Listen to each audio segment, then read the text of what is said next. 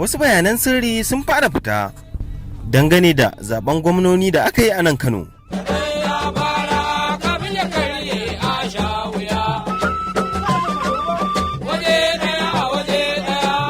Jaridar Hausa Trust ta zaƙulo muku wata ɓoyayyiyar magana wacce aka yi ta akan wannan zaɓe na Kano. Idan ba ku manta ba, tun a lokacin da ɗan takarar gwamnan jihar nan ƙarƙashin tutar jam'iyyar PDP wato Abba K Yusuf yake a gaba akan ɗan takarar jam'iyya mai mulki wato ta APC kuma gwamna mai ci wato Abdullahi Umar Ganduje. Kusan kimanin gwamnoni 7 na jam'iyyar APC suka zo nan Kano saboda kawai a murɗe wannan zaɓe.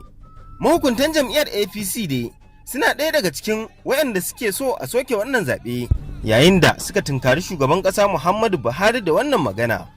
Shugaban bai ce musu komai ba, har sai da suka samu Mamman Daura, makusancin Buhari, suka karanta masa wannan magana. Mamman Daura ya kira Buhari ya bayyana masa cewar idan fa har baka sa baki a cikin wannan magana ta Kano ba, to tabbas idan Ganduje ya faɗi ka shiga matsala, kuma jam'iyyar APC ma ta shiga matsala. Kar ka manta Kwankwaso yana da burin shugabancin ƙasar nan, kai kuma ba shine zaɓinka a nan gaba ba. Saboda haka muddin suka samu wannan takara, to Kwankwaso ya samu bakin magana. A nan ne fa shugaban ƙasa Muhammadu Buhari ya yi abin da ba a taɓa tunanin zai iya yi ba, domin yana ikirarin shi mutum ne mai gaskiya, kuma ba zai taɓa ganin an yi rashin gaskiya ya yi shiru ba. To amma tambaya a nan, ya shugaba Muhammadu Buhari, ta ya aka ƙulla wannan al'amari da kai, kuma bacin kana ikirarin kanka mai gaskiya? Ku ɗan fara jin wannan magana dai kafin mu zaƙulo muku sauran. Alhamdulillah, ai nake ji.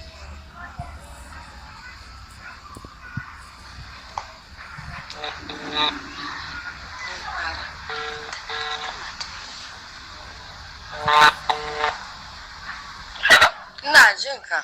Hakan sun bai da kyau ne. Kina ji ko? A wayan nan kiro kiro kuma a cikin wannan abu. Zan ba ki su da dubu su ba ki wannan abin su. Kina ji? Ina ji. Ni na Kano nake so kawai ka min bayani ba wai na. Abba, a zaben da aka yi Abba ya riga ya ci fadi. Ya kada Kwankwaso, ya kada Ganduje. Amma ita jam'iyyar APC na kasa gaba daya. Ta ta san a ce ba Ganduje ba da yake gwamna da tsawon shekara guda kan. Okay. Kun gane ko? To sai aka ce bai da na lokacin da muke waya da ke. Na ji. Za ki ji ina magana da mutane a wannan lokacin muna cikin wani hotel da gwamna a wannan hotel din.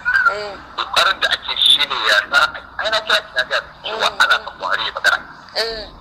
Da aka yi Buhari magana, Buhari sai ya ce a ce a yi ba, ya ce ka a yi ba. Kawai abin da ake bukata ya ce Allah ya bada sa'a.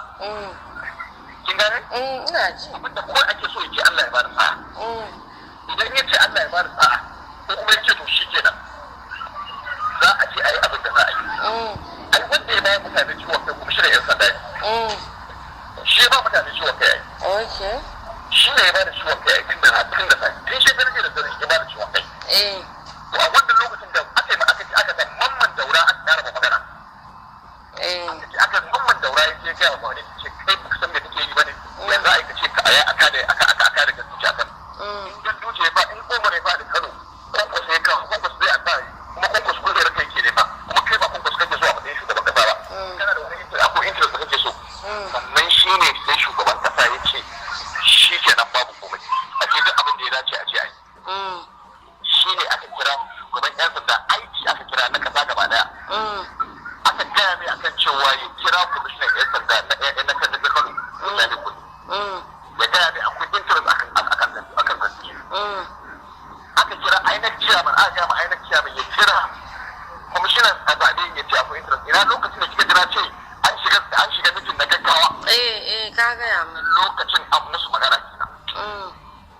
An ce su soke zaɓen, akwai akwatuna, akwai ƙuri'a guda 130 da wani abu a ce a soke ta. In ba ki manta ba, ai Abba yana lidin ɗan Ganduje da ƙuri'a wajen 70,60 da wani abu. Ya kai da 26,000. Gaskiya.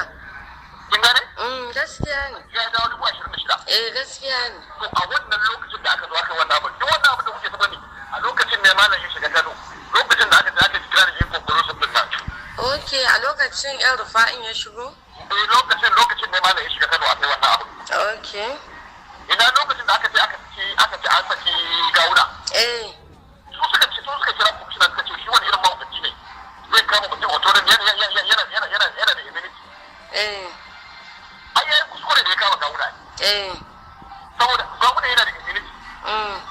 Ya ce yayin kuskure to wannan lokacin da aka yi wannan abu.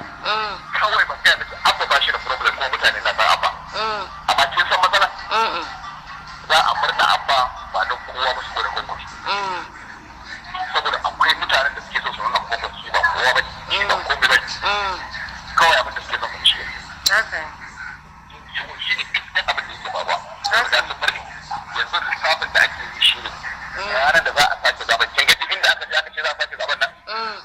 Wallahi ina ga ya ce dan PDP ya zo wajen ya ce ba za shi ba. Allah. Na rantsa miki da Allah. Sabida me? Ai da abin da za a zuwa wajen. Security? Wasu billahi ai din kai dan PDP ne da ka fara ha wallahi za a dauke ka aure ka abota ta fure. Allah? Ina so in ga sai To ya za a yi a gane dan PDP da yan APC ba dole sai a akwati ba? akwai takai. To in ga ka kuma kana kici. Kin ga wannan akwati da ake magana?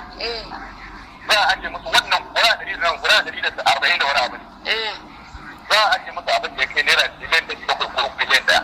Na yadda. Za mu sai kura 10,000, 20,000, 5,000 a wajen. Yanzu abin da ina so in ga miki abin da malai yake cewa malai ya ce a je a selectin mutanen da suka san za su yi fara a cikin akwati. Ko yaya ne sai ya kawo shi. Ko yaya ne sai ya kawo shi. To Allah ba da sa'a. Kawai sai dai abin ya ce mutu. Amma dai sai sa ku wani abu da gurin wani ubangiji. Duk abin da za ka yi idan Allah ya ce ga abin da ke faruwa babu yadda za ka yi dole haka ya tabbata. Haka ne. To sai dai haka. Ka gama Allah ya magana. tashi ikon shi kawai sai kiɗa mutane ranar. Ya ruɗa mutane ranar a kan a rasa me za a yi. Sai dai ke kiga amfani. Haka ne. Yawa shi kawai gaskiya magana. Amma dai ina so ga miki sai a hankali. Allah mana jagora. Amin da tafiya. Allah ya zaba mana dukkan abin da ya fi alkhairi. Amin